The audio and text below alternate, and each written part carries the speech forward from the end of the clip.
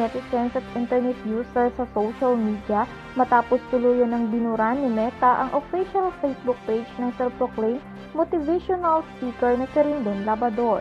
Ito ay matapos niyang sunod-sunod batikusin ang mga sikat na personalidad.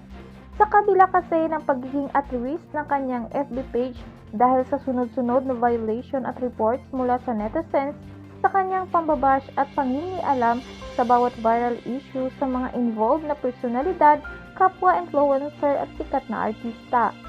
Tila wala pa rin kadala-dala sa pambabash, pambabargas at pagpuna nang ipagbuni niya ang pagkasuspinde ng Movie and Television Review and Classification Board o MTRCB sa It's Showtime at ang pagtatalak nito sa lead star at direktor na si Coco Martin.